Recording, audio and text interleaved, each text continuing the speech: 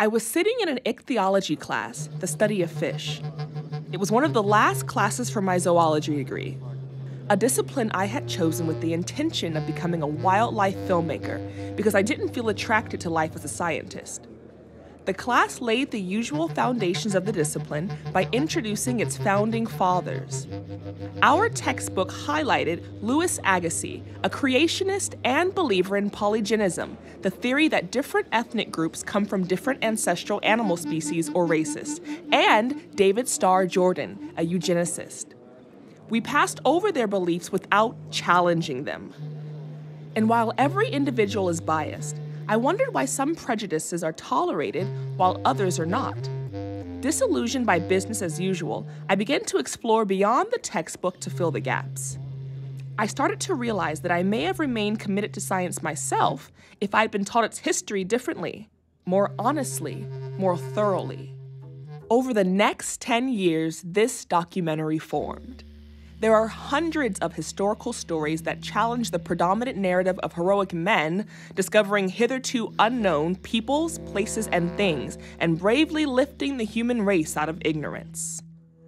You are about to see a few of the hidden and disregarded stories from the history of science, beginning as Western modern science was forming and going backward all the way to the birth of agriculture. You will see popular and scientific images removed from their intended context in order to help us read between the lines. You will also hear from some of my heroes who were kind enough to talk to me about these topics, giving me a sense of the science's richness and multiplicity. I expanded as I continued to ask, where did science begin? Who was building the foundations of science as we know it?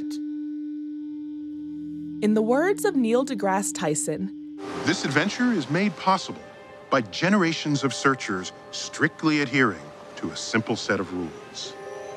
Test ideas by experiment and observation. Build on those ideas that pass the test. Reject the ones that fail.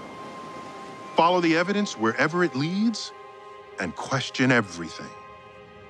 Accept these terms, and the cosmos is yours.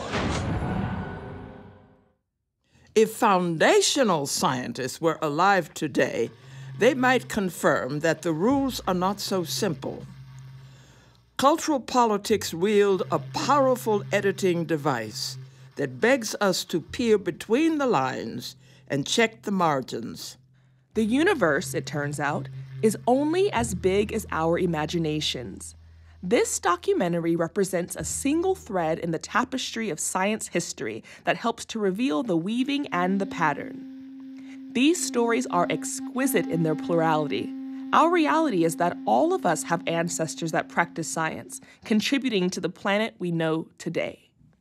Whatever we say in science is never absolute. It is all limited and approximate.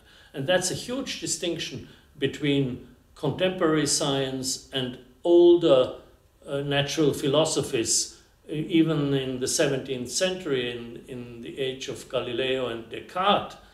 Those scientists believed that they were discovering the truth. Today we don't believe that anymore, and the reason is very interesting. When you want to explain a certain phenomenon, then you will discover that it is related to a lot of other phenomena. In fact, everything in the world is closely interrelated and interconnected. And so to explain any one thing fully, you would have to know all the other things that it's related to, which is obviously impossible. But what you can do is you can know these other things approximately. You can say there are certain properties I can observe and others I will neglect. And so the resulting knowledge is always limited and approximate. And that's a key characteristic of modern science. As a scientist, every voice may contribute to a deeper understanding of the world. And in every discipline, we benefit from knowing the shoulders of the giants on which we stand. Science is a discipline that lives in the now, if not the future. Between experimentation and prediction, many scientists see little value in looking to the past. But historical knowledge has the ability to illuminate the paths that lead us to where we are today, fostering and validating personal connections. History refers both to the past and to the way that that past is described. It is time to rediscover the scientist. After more than 10,000 years on the coast of what is now Massachusetts, the Pequot people had a stable society. And while the rugged landscape may have looked uninhabited to the unfamiliar eye, it was in fact home to hundreds of thriving communities. While they did not have domesticated animals, the Pequot, like many other First Nation societies, were master agroecologists. They recognized agricultural areas as ecosystems and worked to maintain them, living within and developing their environment. Because there are so many sciences, different sciences play different roles. There's a dominant science, which is today controlled, especially in the area of food and agriculture, so controlled by industry that it has stopped being science, sadly. That in the public discourse of that science, it has become propaganda. There are other sciences that are teaching us a lot, and I work within some of those emerging sciences. Work we do is on agroecology, which is now recognized as the only scientific framework for a truly sustainable agriculture. And not only our research, but our practice shows that agroecology increases food production. But agroecology is an ecological discipline with seeds connections. Industrial agriculture is based on mechanistic ideas of separation, fragmentation. Non-Western science, African sciences, Native American sciences, the mind, the body, the spirit are one. Pacey outlines how crops such as corn, potatoes, and chocolate from First Nations peoples ignited agricultural revolutions when they reached the rest of the world. First Nations people contributed 3/5 of the crops now in cultivation. The Pequot people in particular practiced controlled burning of underbrush to create a habitat that attracted deer for hunting and encouraged berry bushes to grow. An example of the Pequot ingenuity in agroecology is the Three Sisters crop trio of corn, beans, and squash. Corn was planted next to beans to serve as a natural climbing vine support, and squash was planted in between the taller two for ground cover. Because these agroecologists did not build fences, animals were allowed to pass through freely and fertilize the ground, enhancing yield. Throughout the 1630s, the Pequot experienced a sudden influx of white religious refugees from Europe, who brought with them black slaves and servants from Africa and the Caribbean. While these fleets were well-funded, they were very sickly upon arrival. The leaders of this group became the founders of the Massachusetts Bay Colony. The Pequot, naturally, took pity on the newcomers, offering food, healing herbs, and a warm welcome. Native medicine was taught through oral tradition. Based on the symptoms they saw, the Pequot may have given them tea of slippery elm, lavender, St. John's wort, and milkweed. Many of the foreign women healers, both black and white, took interest in the healing knowledge of the Pequot. They expanded their practice in the new home by understanding the local environment. The mixing of Indian, African, and European lore produced a rich new tradition of female healing, complex in its knowledge of plants and the seasons, involving not only how to find or grow healing herbs, but how to pick and dry them, how to administer and mix them, or combine them with the use of steam, exercise, massage. Golden seal powder or tea and pennyroyal, still considered to be among the most potent herbal remedies, are otherwise known respectively as yellow Indian paint or Indian plant and squaw mint. One of those new healers was Anne Hutchinson. She hailed from England and was an avid reader in a time where white Puritan women were kept working in the home, illiterate and demure. Her father was a prominent rebellious pastor and her mother a midwife. Anne was the seamless combination of the two. Anne Hutchinson gave birth 16 times, with 13 of her children surviving through childhood, a rare thing in a time when survival for infants was about 50%. In addition to her role as a mother, she was a magnetic leader in her community. She insisted that anyone could interpret the Bible for themselves, even women, a bold claim for the time.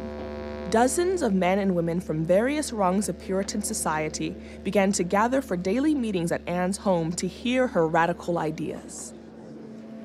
In addition, Hutchinson refused to support any aggression toward the Pequot people and other First Nations tribes. This may have been because of the relationship Hutchinson had developed with the Pequots, while learning from them about local herbs for midwifery. Gathering herbs and understanding nature were dangerous practices at the time, as popular belief held that such activities were signs of witchcraft. Two other midwives, named Margaret Jones and Tituba, were soon convicted of being witches. Anne's feelings toward the Pequot people were echoed by her male supporters, who refused to join the Puritan militia that was forming to fight the Pequot and steal their land. Additionally, Anne was married to a successful merchant and did not have any sons, deeming her the rightful owner of her family's property if her husband were to die. Land ownership and intelligence were other common characteristics for women who were sent to trial for witchcraft. And a woman like Hutchinson spreading radical beliefs posed a serious threat to the community's leaders.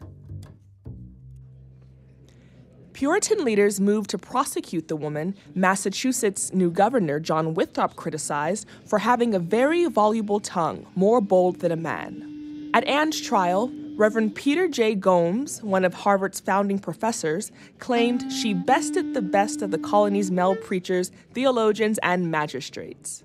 Despite her vigorous defense of her beliefs, or perhaps because of them, she was excommunicated and banished for heresy and sedition. She moved with her family and 31 other families to Rhode Island. This is the only American colony that can claim a woman as one of the founders. It is also the first colony to establish complete separation of church and state and true freedom of religion. The leaders of the Massachusetts Bay Colony were so shaken by the quality of both her theological and legal arguments that they determined to educate their religious and civic leaders in order to withstand future assaults on their authority. That determination became part of the mission of Harvard College. This biased attitude is still ingrained into our educational systems, and it contributed to a monopoly on knowledge across the Western world. This monopolization set the foundations for the Western scientific revolution. There is such a diversity of knowledges out there. And the monopoly on knowledge is so unacceptable because knowledge is about exploration, knowledge is about finding out, and the different paths.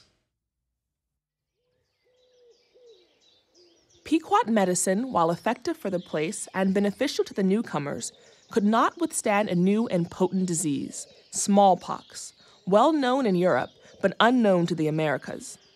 The Pequot people survived the first waves of smallpox that spread from earlier European ships, which killed roughly 90% of the native inhabitants of the eastern coast of present-day New England. The Pequot community was decimated just a few years later by a resurgence of the illness. Many of the diseases that Europeans brought with them came from close contact with domesticated animals. The perception that the First Nations people lacked domesticated plants and animals and permanent structures allowed European invaders like Reverend William Hubbard to claim that the Pequot people themselves were invaders to the region, though not invaders from another shore, but from the interior of the continent, who by force seized upon one of the goodliest places near the sea and became a terror to all their neighbors. This theory was used as solid evidence in 1790, when the first patent laws were enacted and foreigners were excluded from filing patents in the new United States. Thanks to people like William Hubbard, First Nations people and Black people were classified as foreigners. As patent medicines began to enter the market, herbal formulas that First Nations people had developed and administered for free over thousands of years were up for sale. Only patent holders, white, male settlers, the only recognized legal entities, would receive the profits. Anti-midwifery laws, some that still exist today, became a means of ensuring that childbirth shifted into the hands of doctors. By outlawing so many streams of traditional knowledge, early colonial Americans almost destroyed thousands of years of medical knowledge. This new approach to healthcare, scientific, learned, and mechanical, created space for a new field of gentlemen doctors, trained within new institutions of higher learning. Soon, only degree holders could legally practice medicine or become professionals, and only wealthy white males could earn degrees. During colonialism, disciplines multiplied and professionalization flourished, sold as a safe, civilized alternative to foundational knowledge.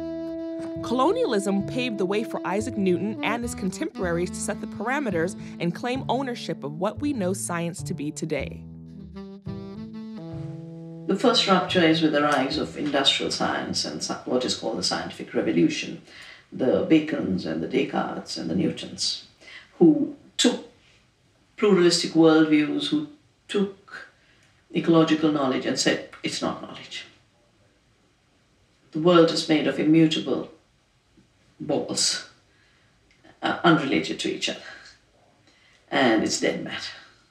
And they drew life's capacities to organize itself, to renew itself out of the scientific enterprise. And everything we see in ecological destruction comes out of that one deviation, which suited industrialism very well.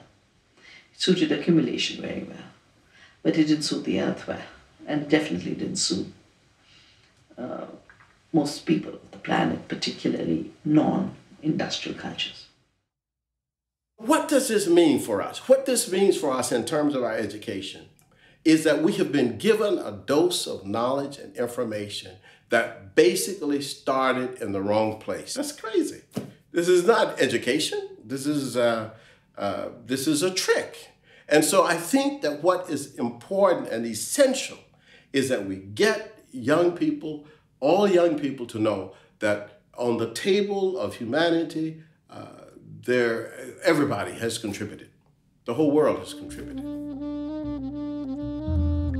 The chief problem in historical honesty is not outright lying. It is omission or de-emphasis of important data. The definition of important, of course, depends on one's values.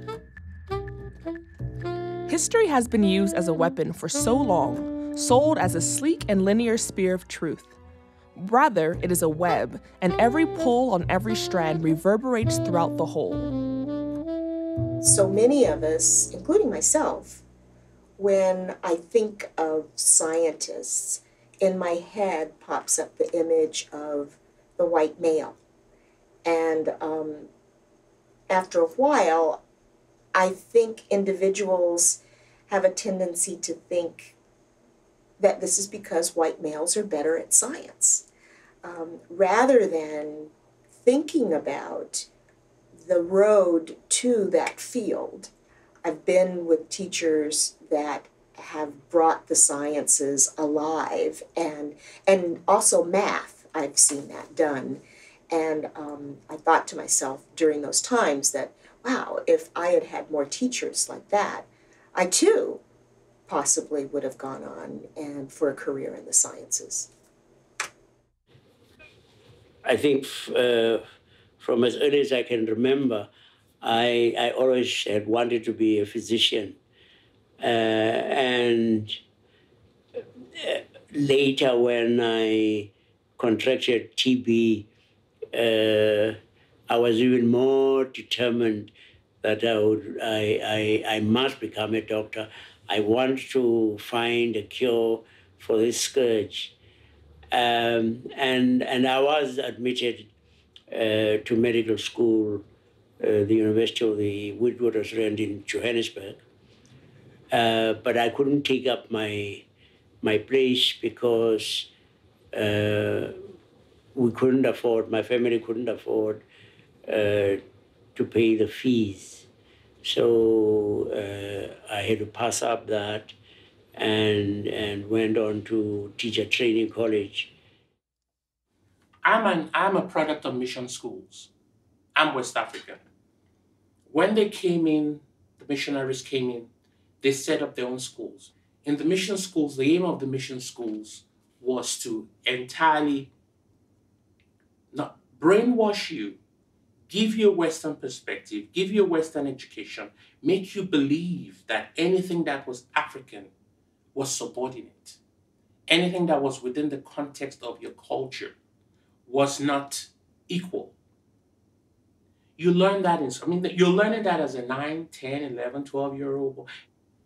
So you had this cadre of people who were sent to schools. When you send them back home, they would not see the way of their ancestors or the way of their fathers as equivalent. They would see themselves as educated and as a result, superior. Truth is important in seeking to redress balances. And sometimes it isn't easy, as they often say, to speak truth to power. I think the Truth and Reconciliation Commission showed that it is, in fact, the case that truth ultimately liberates you. We found, quite amazingly, in fact, that people could not heal if they did not know the truth. Somehow, amongst the many disparities and hundreds of years of appropriation, erasure, destruction, and dismissal, scientists arise from every group. The biggest problem for me was, coming from Sacramento, there's not a lot of forests out there, so I never got a chance to actually do any research field type of science. So when I came here, I knew I wanted to be that person on the documentaries Spacey and National Geographic. But I had never seen any black people actually doing the science in those documentaries. I mean, the only black people are the ones that are driving the Jeeps. They don't get any speaking roles. Well, I find it interesting that people don't think about how their biases affect what happens in science, right? Because if you look at even health disparities, people are doing research in topics that affect people that they know a lot of times, right? And so that's a prime example of that sort of thing. And it did not occur to me that I could do that sort of thing when I was coming up through the trenches. I guess I was assimilating then, and that was a bad assimilation to do because there were things that I was more interested in that could help people of color. We don't believe in assimilation. We believe in act white. We might as well say act white, and that's the message that people of color get in this country on a daily basis. And you know, and I know, that if you can act white enough, you can be accepted by white people until you try to marry their son or daughter. I think privilege really rears its head strongly in the sciences and among many scientists, but it's completely invisible because of all the good work they're doing. And, they work with these students, quote unquote, and look what I'm doing. It's all wrapped up in this. I think for me, this was how I felt. I am not one of those bad white people. Look what I'm doing. So that kind of privilege where my people seek to separate ourselves from the bad white people, I think is one of the most egregious examples of privilege. And I think it happens a lot in the sciences. During European colonialism and imperialism, the rise of white supremacy went hand in hand with classism, male supremacy, heteronormativity, and Christian supremacy. The power grab attendant to imperialism was accompanied by an institutionalization of society that controlled wealth's accumulation and distribution. vestiges of these barriers still exist today. Well, the funny thing about race and science, or whiteness as science, is that these things are really completely inconsistent and contradictory. Whiteness is not scientific, race is not scientific, but over the years, over the last several centuries in the West, we have tried to make it such. We have tried to make it this real thing that's concrete and that we can use to explain inequalities of condition, that we can use to explain gaps in income or wealth or occupational status or education. Whiteness was a concept that was very much developed after colonization began, and it was really developed as a way to justify what affluent Europeans and elites were already doing to the people that they encountered. So it was used to justify the conquest of indigenous peoples in the Americas. It was used to justify the enslavement of African peoples and the conquest of Africa under colonialism as well. So whiteness became this template onto which Europeans grafted this unitary sort of pan-European nationalism among a bunch of people who not only never thought of themselves as a family, let alone a white race, but who actually had been killing each other for generations. I mean, the idea that the Irish would have thought of themselves as being in the same family as the English or vice versa is just ridiculous. But whiteness took all of these people and put them into one big group for reasons of elite domination and control. David Livingstone was a missionary, and he went up to Rhodesia, as it was then, and one of the descriptions of David Livingstone was David Livingstone discovered the Victoria Falls. Now, discover means it is something that was unknown before. So, all of those black people who lived around Victoria Falls didn't know there was a Victoria Falls until David Livingstone came along and he said, "Hey, you know, you guys, yeah, this is Victoria Falls." "Oh, really? I mean, we didn't." "Yes, Victoria Falls, discovered by David Livingstone, coming all the way from Scotland." And that has always happened. Again, the way science is taught is really, of the people who are teaching it, for the most part, are fairly ignorant about Native North American or African or Indonesian local bases of knowledge.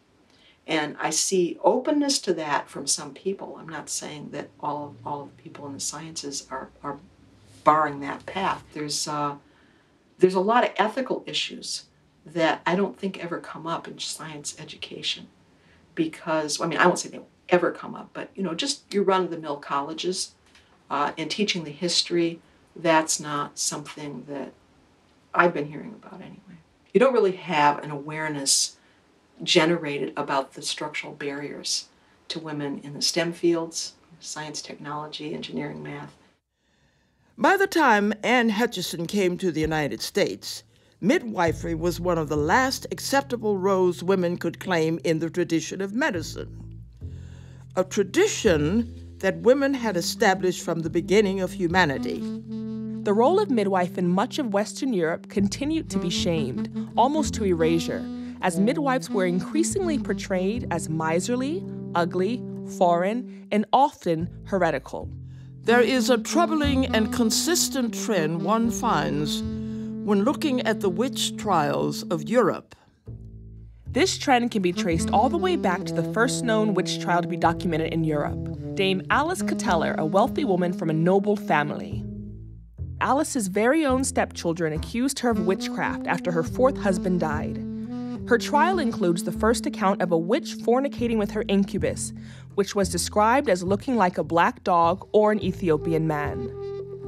Women, often wealthy, often politically powerful, were being stripped of their histories, lands, and rights. While white women suffered the most accusations of witchcraft, their sexual exploits were constantly leaked to vilified versions of brown and black men.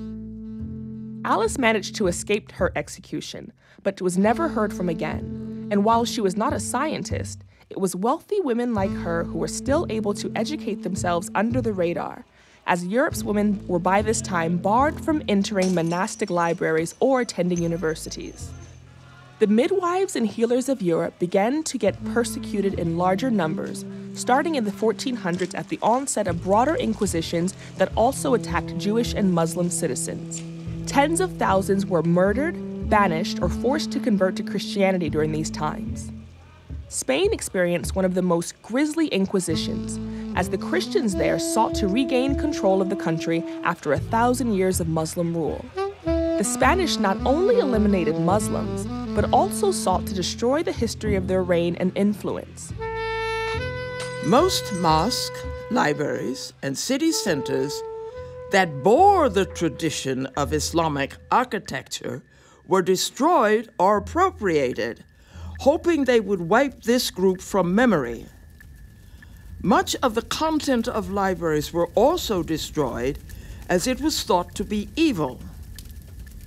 Most texts in Arabic that did survive were kept safe within Christian monasteries. This destruction was creating a clean slate on which the elite could rewrite popular history in their favor over the coming centuries. With effective education, we could do away with racism, we could do away with sexism, we could do away with ageism, we could do away with homophobia, we could do away with ethnocentrism. I honestly believe that. But because we are not doing a good job educating, we are going backward in every one of those areas. When you tell a woman that she doesn't have the right to do what she wants to with her own body, you have given up on education. You have said to her, you are not free. You are not as free as that male. Throughout human history, women have played pivotal roles in science and society, yet their legacies are often stolen, limited, or lost. Many of their personal histories focus more on their sex life than on their brain lives. Often the work of prominent and influential women in science made it through the cracks, only after it was attributed to a male. I have drunk of her, but have not tottered. I have tottered through her, but have not fallen. I have fallen because of her, but have not been destroyed. Through her, I have dived down into the great sea and have seized in the place of her depths a pearl whereby I am rich. I went down like a great iron anchor, whereby men anchor ships for the night on the high seas, and I received a lamp which lighteth me, and I came up by the ropes of the boat of understanding. I went to sleep in the depths of the sea, and not being overwhelmed with the water, I dreamed a dream. And it seemed to me that there was a star in my womb, and I marveled thereat, and I laid hold upon it and made it strong in the splendor of the sun. I laid hold upon it, and I will never let it go. I went in through the doors of the treasury of wisdom, and I drew for myself the waters of understanding. I went into the blaze of the flame of the sun, and it lighted me with the splendor thereof. And I made it of a shield for myself, and I saved myself by confidence therein, and not myself only, but all those who travel in the footprints of wisdom, and not myself only, but all the men of my country, the kingdom of Ethiopia, and not only those who travel in their ways, the nations that are round about. The oldest known university was designed and built by a woman. In 859, Fatima al-Fihri founded Al-Qarawiyyin University in Fez, Morocco. According to UNESCO, it is the oldest continually operating educational institution and the first known to give degrees. Al-Qarawiyyin was originally open to women as well as foreigners who came from all parts of the known world. It was key in transmitting science throughout Europe. Pope Sylvester II is said to have learned of Hindu-Arabic numerals here. He worked tirelessly to share his education back home in Europe, and for this he is said to be in league with the devil. Why was outside knowledge so vilified in medieval Europe? Within 200 years of developing in the Middle East by Muhammad, its prophet, Islam had reached its golden age. Bedouin tribesmen, inspired by the word of God, ruled what was the largest empire known to human history at the time, stretching from the borders of India to the Atlantic Ocean. Some countries were conquered without major wars, while others, like Spain, reported that they began rebelling almost immediately and continued for over 700 years. In 813 CE, the first year of Caliph al-Ma'mun's reign, he has a dream in his home in what is now modern-day Iraq. He sees a figure of light and gold standing before him. I am Aristotle, the spirit says. I have come to answer your question. And what is my question? Al-Ma'mun asks. He knows, but wants the spirit to say it. Your question is, what is better for the affairs of man and the affairs of society? Reason or revelation? Al-Ma'mun nods and asks, and what is your answer to the riddle? My son, says Aristotle, they are not in opposition. But to find true revelation, man must first choose reason, because reason is the doorway to revelation. It is said that the next day, Al-Ma'mun asked for every work dealing with Aristotle to be translated into Arabic. This became part of a 200-year mission to translate all the knowledge of the world they could find into Arabic. After defeating the Roman Empire, legend says that Al-Ma'mun did not ask for riches, but a copy of the Almagest, Ptolemy's book on astronomy. Al-Ma'mun goes on to transform the House of Wisdom, created by his father in Baghdad, into a center of learning. Major advances in every known field of science were made. Scholars from all over the known world were invited to come, work, learn, think, and translate. Every scholar would be attended by patrons who found great honor in supporting new ways of thinking. Al-Jahiz was among the great thinkers that passed through the House of Wisdom. He grew up very poor and shared heritage between the Banu Kinana tribe of Saudi Arabia and people from East Africa. His first piece of writing caught the attention of Al-Ma'mun, who then sponsored him to write political accounts of the day. He went on to become prolific, releasing over 100 pieces from poetry and religion to grammar, zoology, and rhetoric. One of Al-Jahiz's best-known projects is the Book of Animals. In the midst of stories and snippets of history, he also introduced groundbreaking developments on the theory of evolution and environmental studies. Animals engage in a struggle for existence, for resources, to avoid being eaten, and to breed.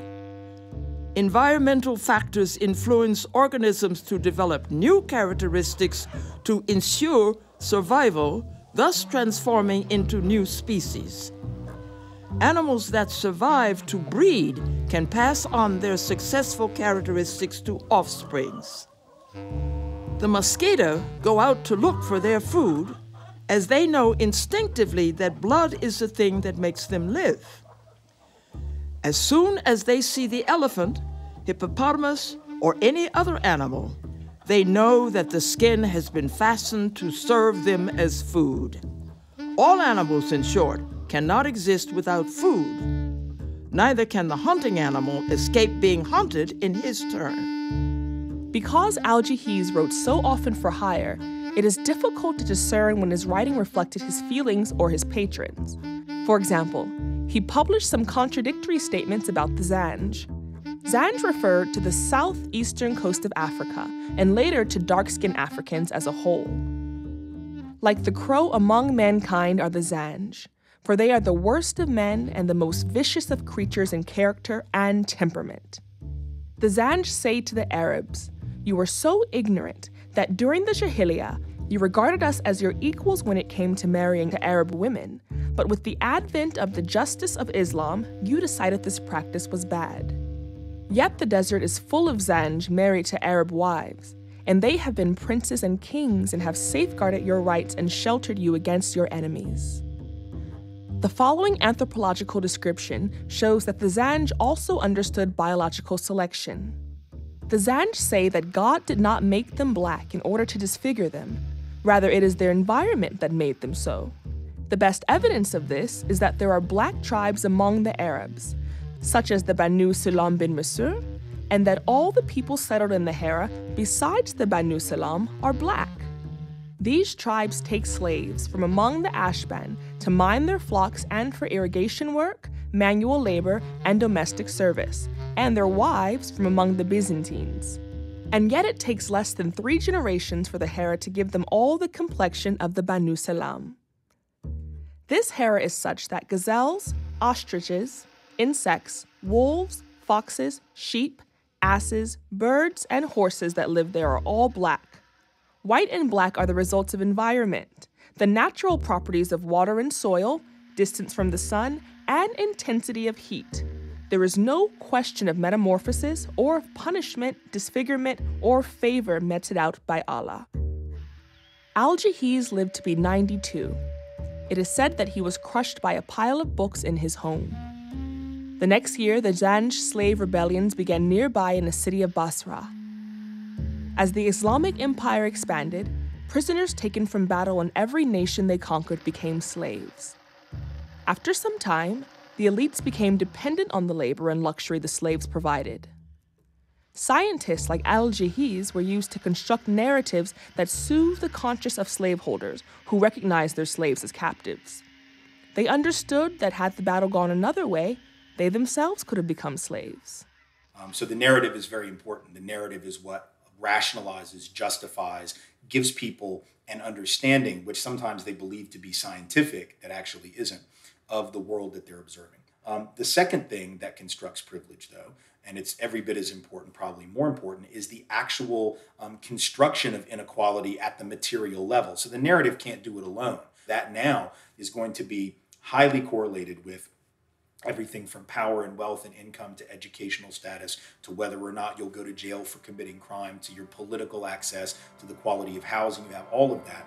And by the same token, we will have created an embedded material reality of subordination for anyone who doesn't qualify for that designation. Then after that, we create the narrative to justify.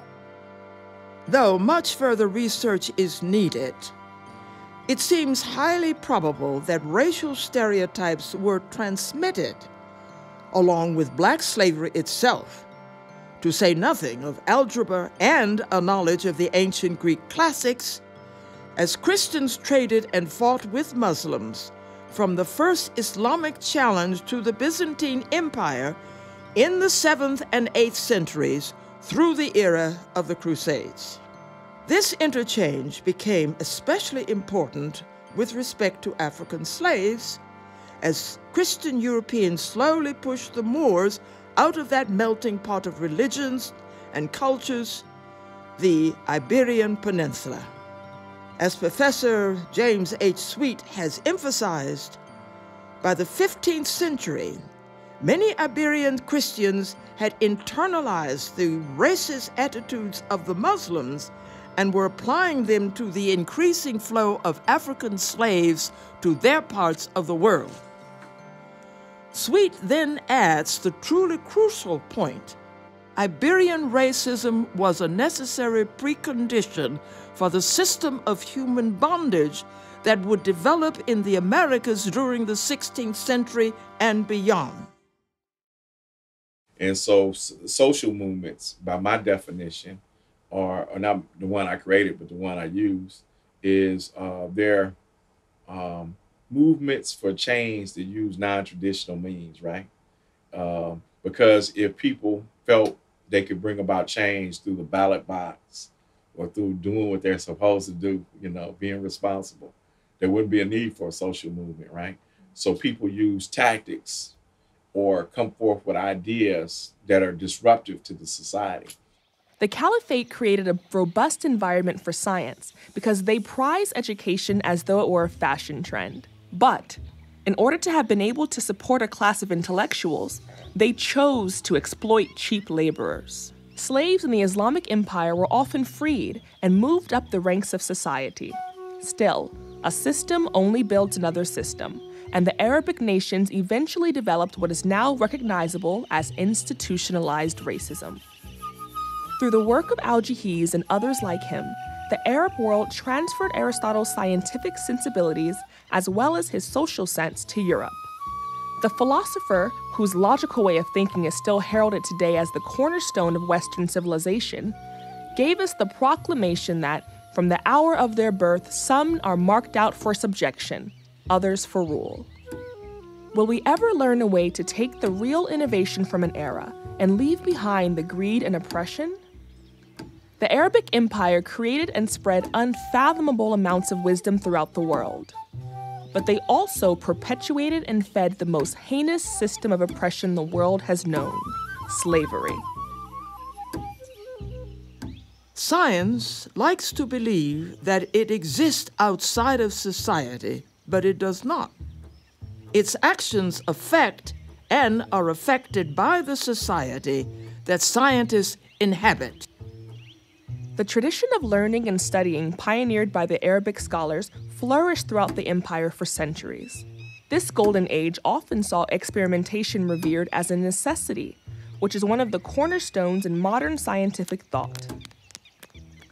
Polymath al-Jazari, an inventor, mechanical engineer, craftsman, artist, and mathematician, criticizes those that wrote theories without testing their designs and said that any science that is not verified by experiments is a doubtful science.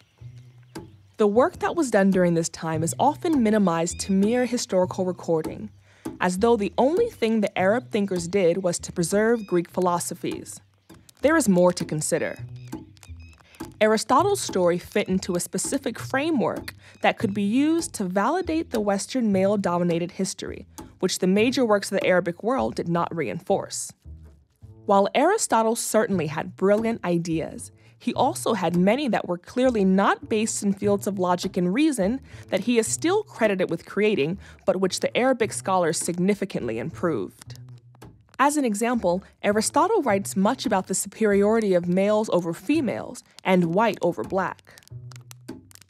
Now, a boy is like a woman in form, and the woman is, as it were, an impotent male, for it is through a certain incapacity that the female is female, being incapable of concocting the nutriment in its last stage into semen.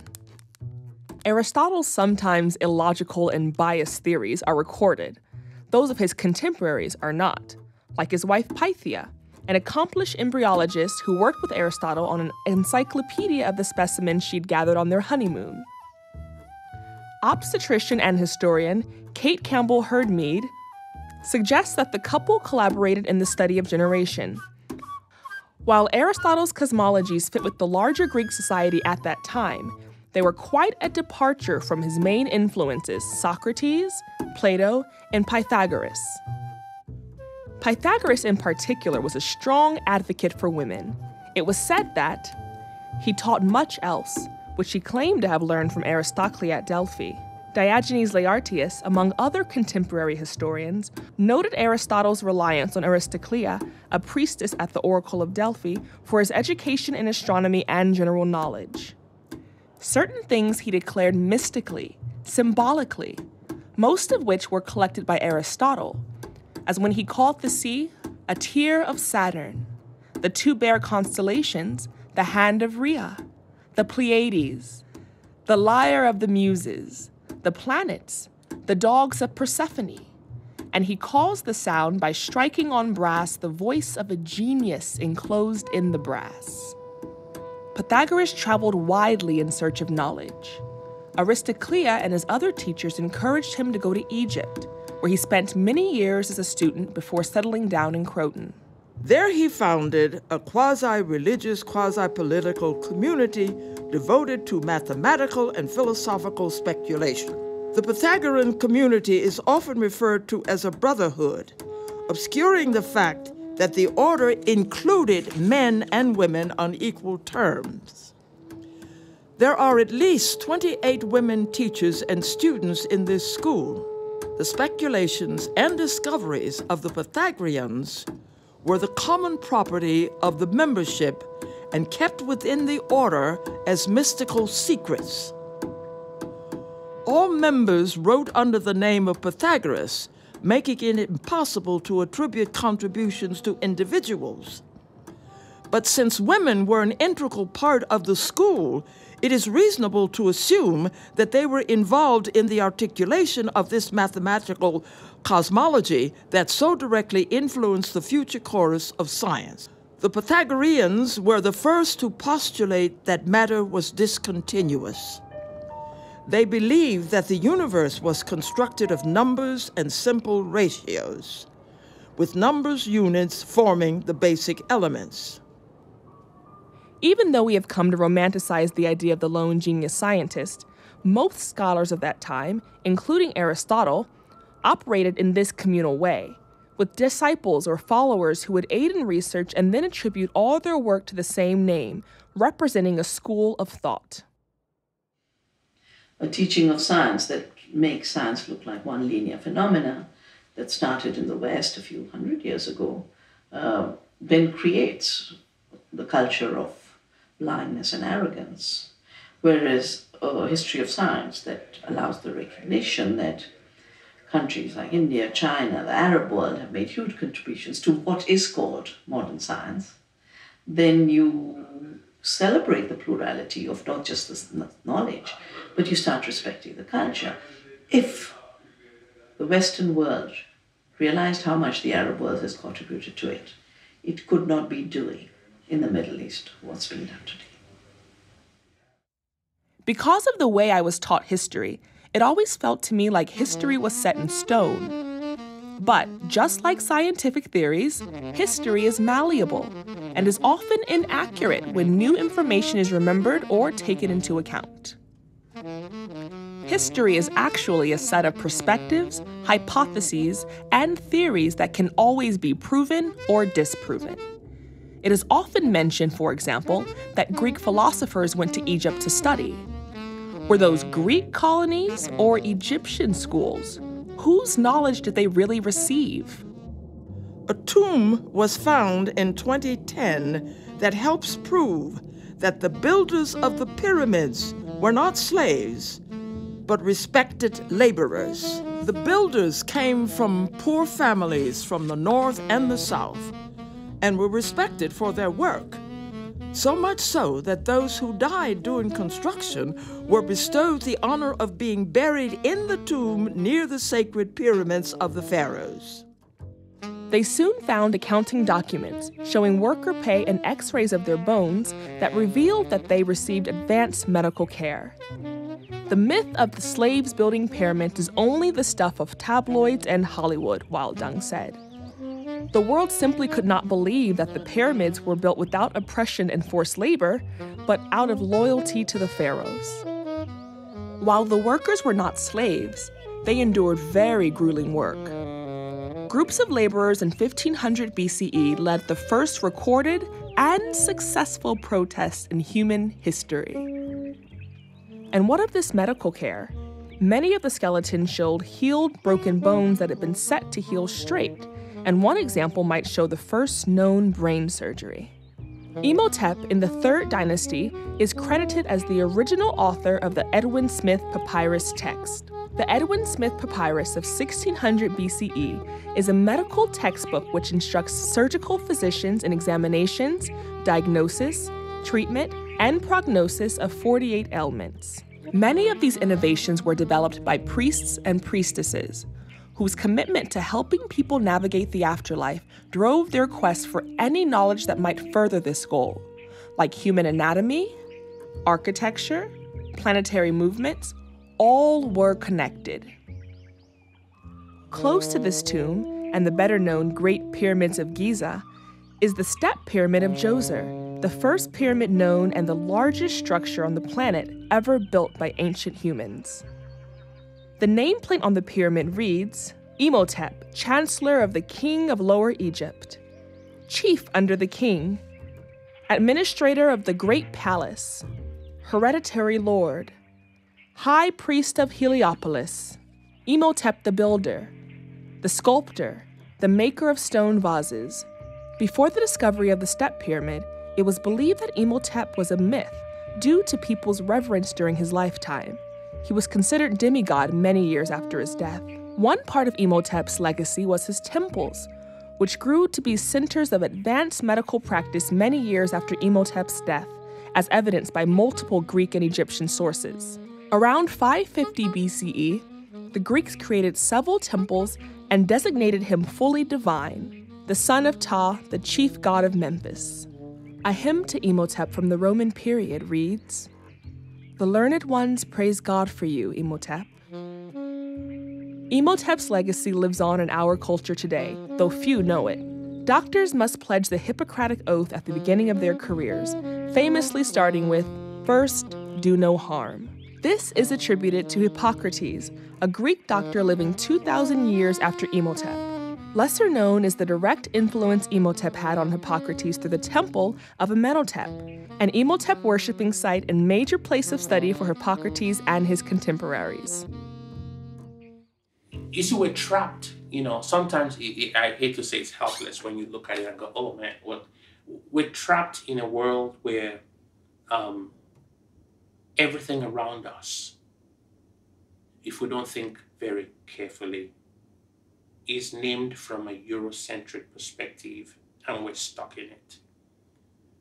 People say, oh, have you been to the Middle East? The middle of whose East? Middle of what East? The Far East. Far from who? You have to think about it in the context of Europe. Those people in that part of the globe don't see themselves as Far East. They exist, but they now define themselves as Far East. Far from whom is what we should ask.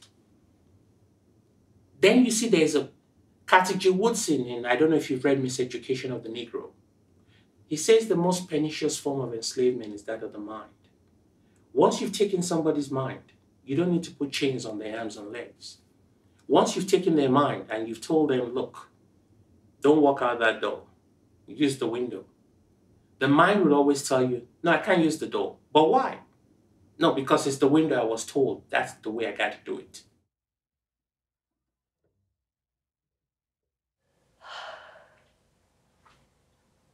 It's very odd that people think of dividing the world up into humanities and sciences and technical stuff. Everybody's doing exactly the same thing. They're just doing it with different material. I can't think of a thing I've studied which has not, in one way or another, enlightened another thing I was studying.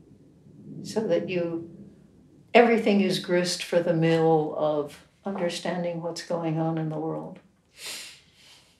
To be a scientist isn't to know how to do science. Like to be a scientist is to be this well-rounded, curious, passionate, knowledge-seeking person. And that new information shouldn't have a label on it. Like the passion to acquire new information about religion, the passion to acquire new information about chemistry and physics, and all, even though it doesn't fit in with your one sort of main goal, that's what makes a really good scientist. And that's what makes a really interesting scientist.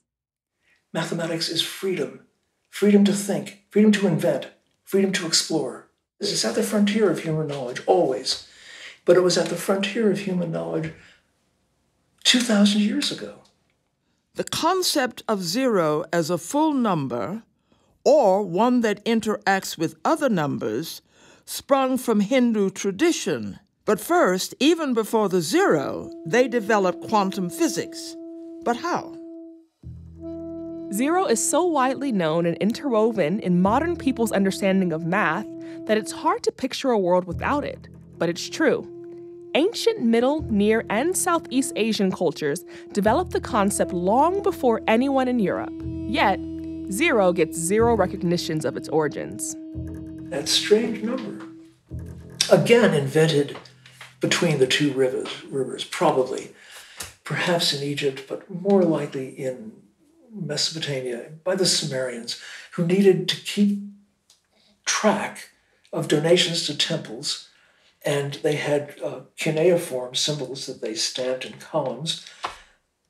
But if you want to say 5 lambs donated by him and 7 lambs donated by him, and you put the 5 here and the 7 there, Did it mean 5 and 7 or did it mean 57? Well, better be clear about this. Okay, they came up with what we've now inherited and take so for granted, the column idea that you have a number in the digits, then tens, then hundreds, and so on. They invented that. But what do you do if you have 104? No, 100, let's make it 124. You've got to say 1 in the hundreds, 2 in the tens, 4 in the ones column. 124. But what if it's 104? 2 in the hundreds column, 4 in the tens column. What do you do with 4 in the ones column? What do you do with the tens column? You've got to put something that says nothing here, nothing in this column. So they had a little mark that meant nothing in this column. And that was the origin of the 0 symbol. Nothing here. The nothing that is. And that then took on a life of its own. It became very mysterious to people. How can you have a number that isn't a number? How can you have a number that counts nothing? And 0 in that context takes on a wholly new life. It was brought very slowly from the Middle East to the West by Arabic traders. As we say in the book, in their saddlebags, they brought 0 to the West. And it was looked on, a wonderful phrase from the 13th century, dangerous Saracen magic. They're doing magic with 0, with nothing. And nothing belongs to the devil, of course. So this is devil's work. And it was dangerous to do mathematics, especially with 0. And then gradually 0 won its citizenship in the empire of numbers. With a lot of reluctance, get your mind around this. It's okay to have 0 under certain circumstances. The Vedas are 10 books known as mandalas that were written down from oral traditions starting around 1300 BCE in the Punjab region of present-day Pakistan. Vyasa Krishna Dwaipayana is a central and revered figure in most Hindu traditions, also sometimes called Veda Vyasa, the one who classified the Vedas into 4 parts, or Vedanta, or Krishna Dwaipayana, referring to his dark skin and birthplace. Vyasa is the author of the Mahabharata, as well as a character in it, as an incarnation of the Hindu god Vishnu. Through the tradition of the Vedic writings, the people of India have developed a rich body of work through which we can trace the evolution of mathematics and physics, among other disciplines, as part of the telling of mythologies, hymns, and prayers about our world. Many of the world's most renowned scientists have used the Vedas for reference in developing many disciplines. Erwin Schrödinger, who developed quantum mechanics in the West, spoke of a universe in which particles are represented by wave functions, directly referencing Hindu literature, saying, "The unity and continuity of Vedanta are reflected in the unity and continuity of wave mechanics. This is entirely consistent with the Vedanta concept of all in one." Indian religion and philosophy united with a sophisticated understanding of science. By telling simple, universal truths, the Vedas have inspired Indian scientists as well as international scientists to understand how the universe works using math, the universal language. In this way, scientists are continually proving through formulas what the Vedanta stories have echoed for thousands of years, that the universe is dynamic and interconnected. The government of India has put a plaque of Shiva, and the quote is out of Fritjof Capra's Tower of Physics, where Fritjof is trying to explain the quantum world, but using metaphors out of Indian thought. One of the people in the 19th and 20th centuries that helped introduce foundational science from India to the Western world was Ananda Coomaraswamy, who said, "Myth embodies the nearest approach to absolute truth that can be stated in words." So, before the 0 could be fathomed or recognized as a cornerstone of mathematics, we attempted to express the inexpressible through myth. Conceptual ideas of the universe were told through stories that align with modern quantum theory. This life of yours which you are living is not merely a piece of this entire existence, but in a certain sense the whole.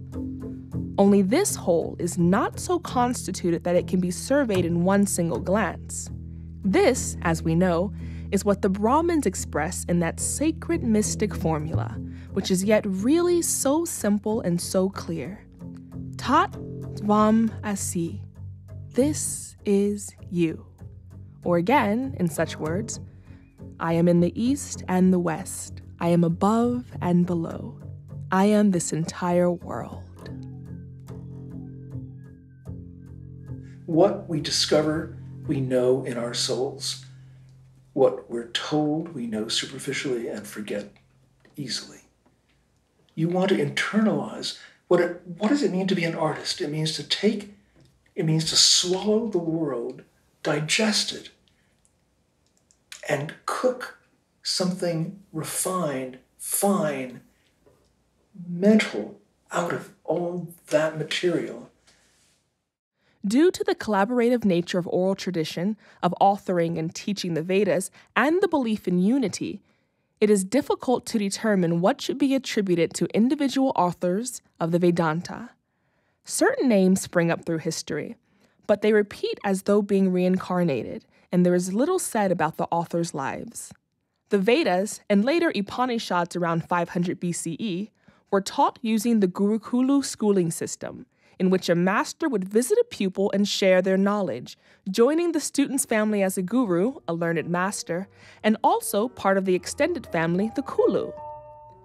It was up to families of the students to care for the guru, not with payment, but as part of the family. Students who could afford to would give their Gurukula gifts at the end of their schooling, setting a precedent for informal payment. As Indian society stratified into the caste system, names of individual intellectuals can be distinguished as they are supplemented with more and more biographical information. Individual legacies of gurus and students became known throughout history for their works.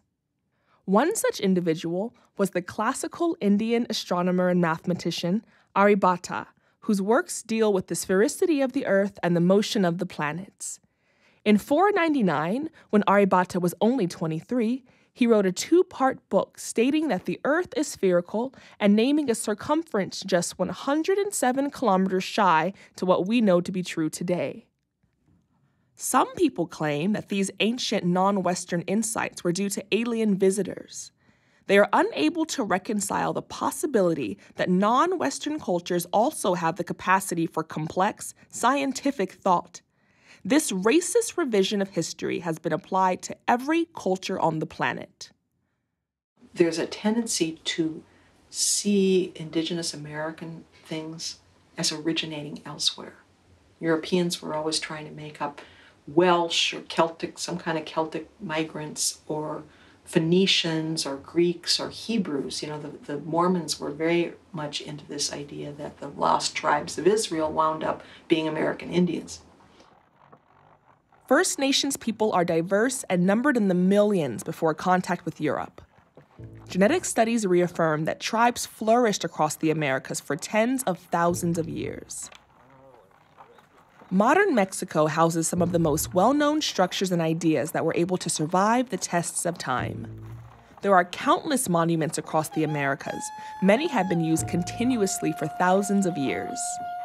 The people of Veracruz, often referred to as the Olmec, which means rubber people in Nahuatl, the language of the Aztec, inhabited the Gulf Coast in southern Mexico since at least 1500 BCE. The Olmec civilization likely developed from a group of people that inhabited the area for at least 4,000 years prior. Because of certain shared cultural signifiers, it is believed that the contemporary Aztec people sprung from the Olmec civilization. The Olmec built La Venta, the earliest known pyramid in Mesoamerica over the course of hundreds of years. Among its many wonders, La Venta depicts the earliest found stone carving of a feathered serpent. It is unknown if the Olmecs called the feathered serpent Quetzalcoatl, but by 400 BCE, this god spread through Mesoamerica. Among the Aztecs, whose beliefs are the most thoroughly documented, Quetzalcoatl was related to the gods of the wind, of the planet Venus, of the dawn, of the merchants, of arts, crafts, and knowledge. He is also the patron god of the Aztec priesthood, of learning and knowledge. During that classical period, the Maya developed a Venus calendar accurate to 1 day in 500 years, as well as an eclipse warning table that still functions in the 21st century. They created their own zodiac, as well as tables to follow Mars, the Moon, Venus, and possibly Jupiter and Mercury. To make all this work congruently, they devised a sophisticated mathematics to facilitate the computations. They projected their astronomical tale hundreds of years forward and backwards, even to eras preceding their contemporary versions of the universe. Almost as remarkable as the precision and scope of Mayan astronomy was their drive to elaborate upon it, a preoccupation with celestial accounting that developed into an unparalleled obsession. The religious men who came here, the missionaries who came here with the conquistadors to convert the natives,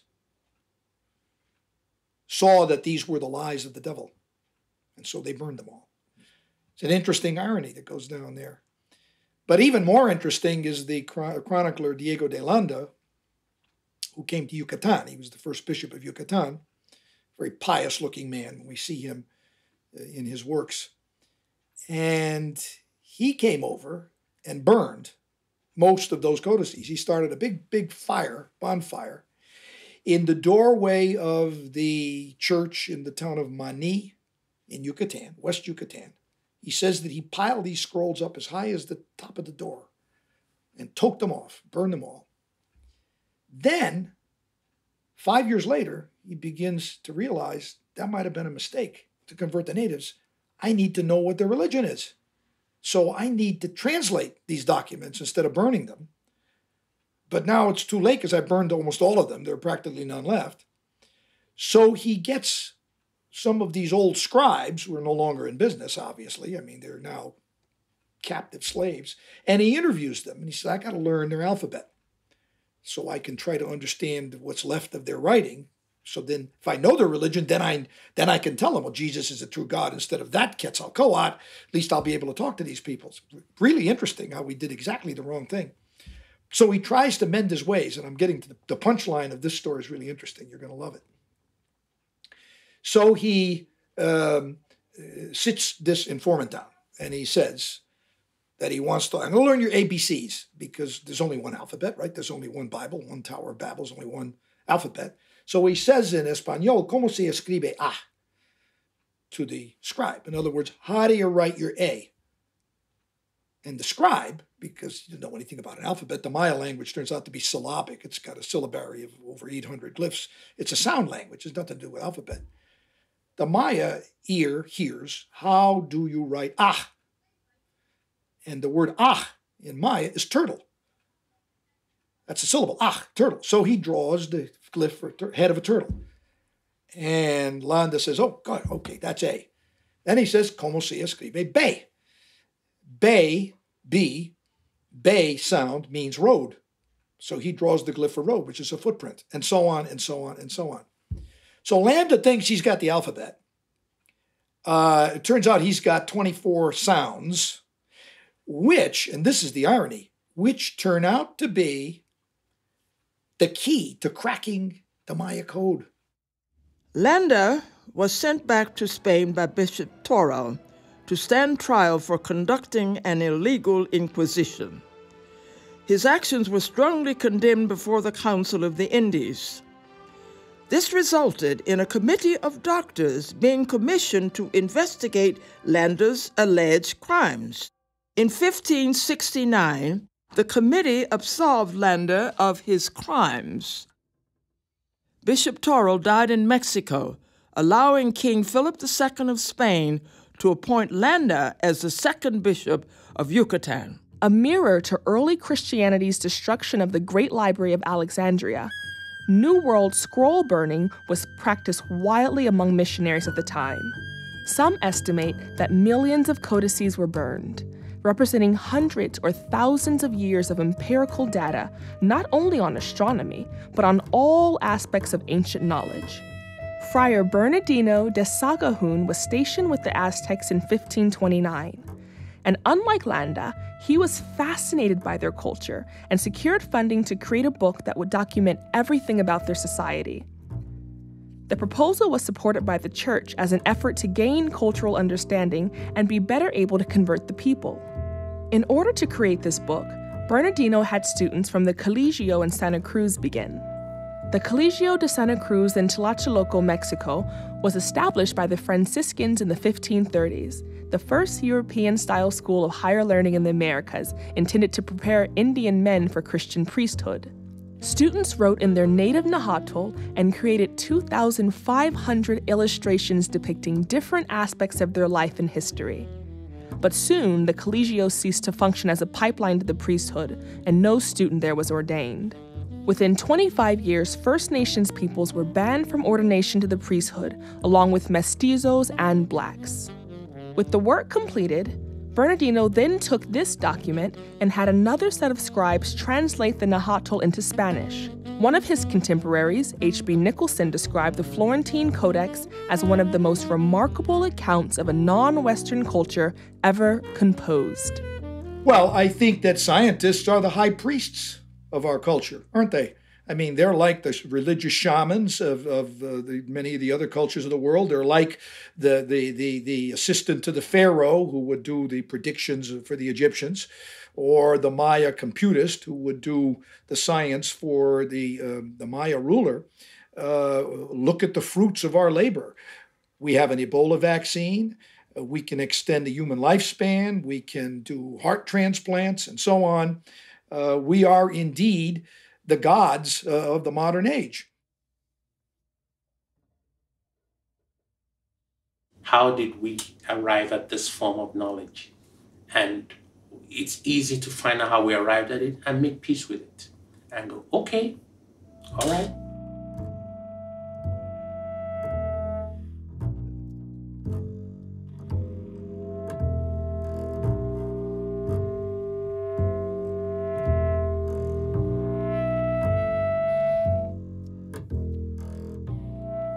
To see marginalized people as autonomous figures in history, as contributors, is not only validating, but also accurate. False assumptions serve no one in the long run.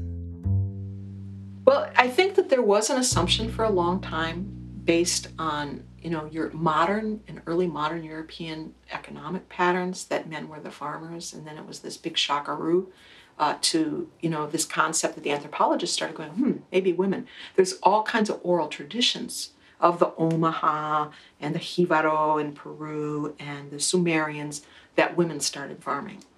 And sometimes those traditions come in the form of Isis taught people to farm, or Demeter taught people to farm. And so, there we have another issue, which is what kind of authority do you ascribe to oral tradition? Not necessarily as a literal truth of a woman named Isis who is remembered as, but more this symbolic representation of knowledge passing through female discovery. The bias is that you have to name an inventor, and if you can't name an inventor, then you can't talk about it as a significant breakwater in human history. But in fact, all of those discoveries are what we're all standing on the shoulders of. How would you describe the birth of agronomy, which is millennia ago? And if you take that as science, which I would, then you'd say, I think you'd be, if to posit a state without science, then you would be getting back to prehistory, about which we know relatively little.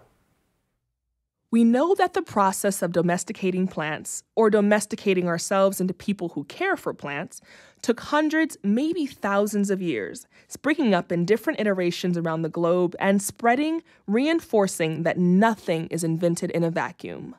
Some authors believe that hunter-gatherer societies hardly ever suffer shortage and generally spend less time obtaining food than farmers.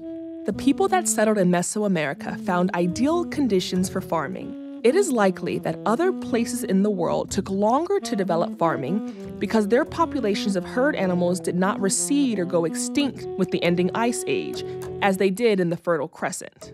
The people of the Fertile Crescent, now known as the Middle East, not only had an abundance of plants that they were able to domesticate, but the bulk of what became the world's livestock came from this area. Yeah, a lot of the interpretation of what happened in agriculture is a projection backwards from current realities and the impossibility to imagine other realities. A lot of archaeological work has shown that up to about 6,000 years ago, even in Europe, societies were women-led and were non-violent because they can't find weapons in those ancient archaeological sites. And they find a lot of divinities that are female.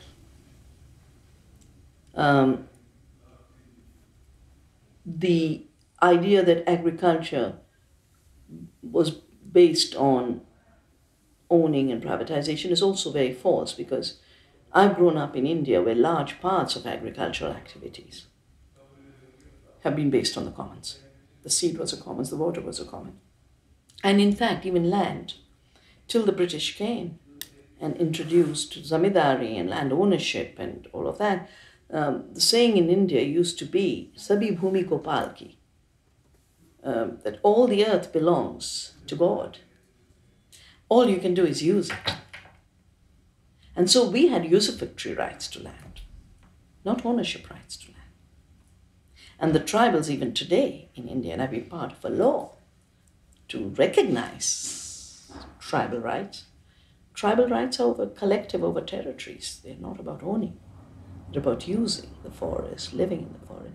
So there is a projection from, a capitalist industrialized world backwards, not able to imagine a world which could be different. But the world is many, many, many worlds.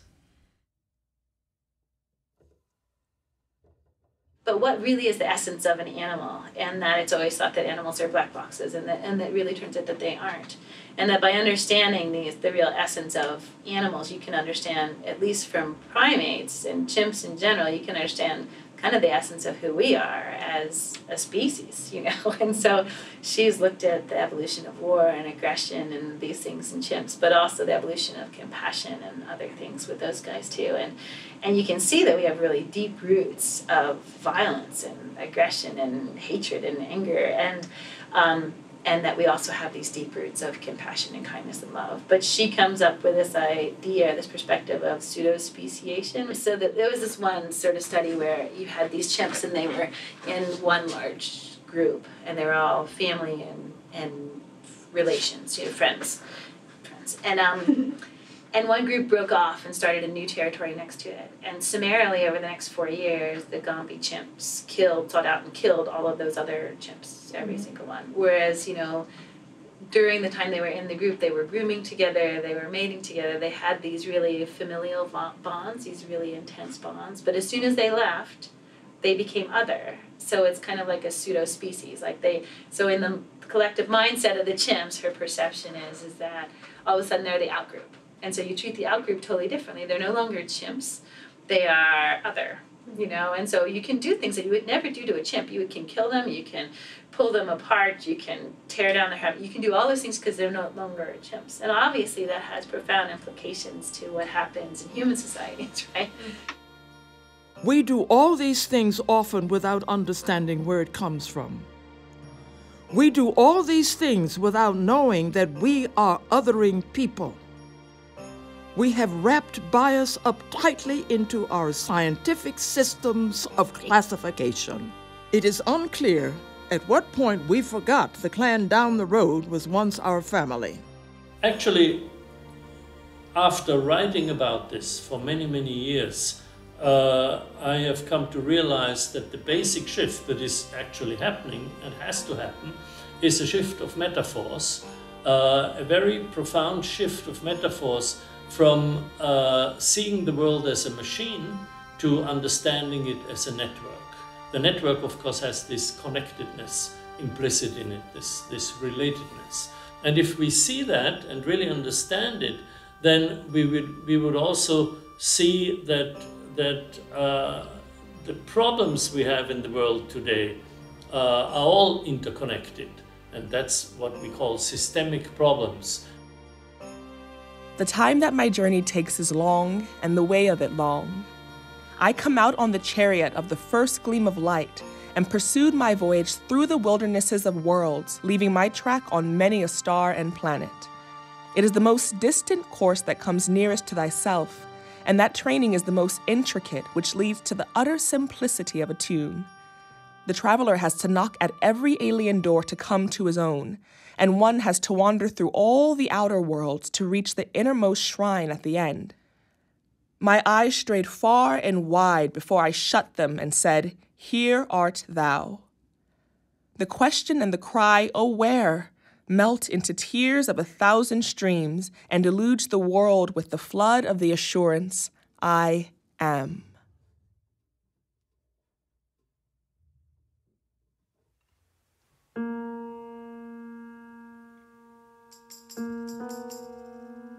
So with this systems thinking, the focus on relationships and processes became very strong in science. My favorite plants have become forgotten foods, the millets, because they have been turned into the orphans of agriculture and diets, while they are the real source of hope for the future because they use so little and give so much. Because there's some people ideally who really don't believe, and that's the job your work, I guess, is going to do. They would actually really tell you that Africans, Native Americans, really had no science.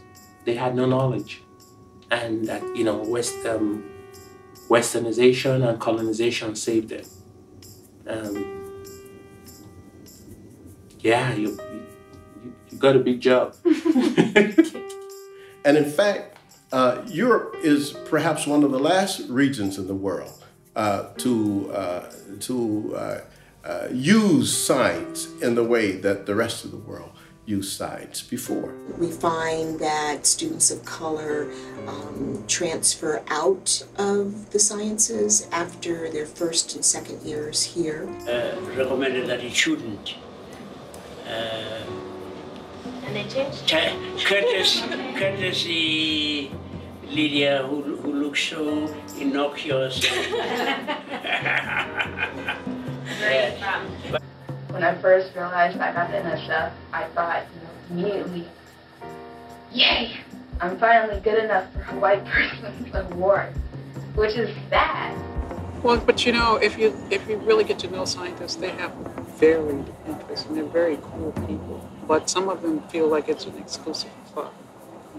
And so what I've found is that there's a whole lot of that darn good old boy network thing, and you have to be able to crack to really infiltrate. And the only way you can really infiltrate is to meet them in their own environments. You're still in junior high? No. Oh, so you just had a growth spurt. You lucky person, I never had that. Now, does your height give you the power that his height gives him? No. No, because of another difference. Do you see any other differences here? What? So I think science tends to isolate itself through its privilege because I don't think it holds itself accountable to communicating what it's about to all people. If you get it, you're in, and if you don't get it, you're not.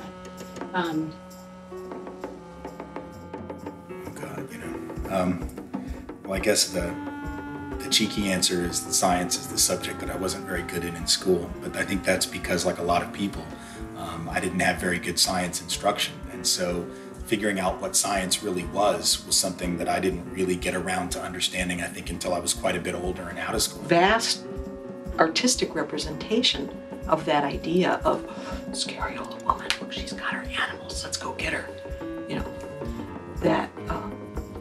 That was part of the repression.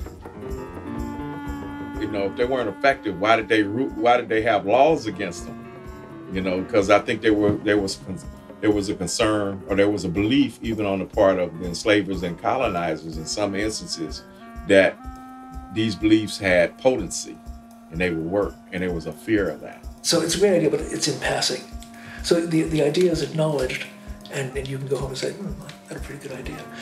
But it's in the course of life. It goes on.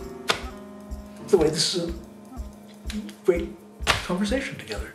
Though I seem to be doing most of the talking. Yeah, You haven't said a word. You haven't said a word. You're being very good assistants. Could you two actually speak together?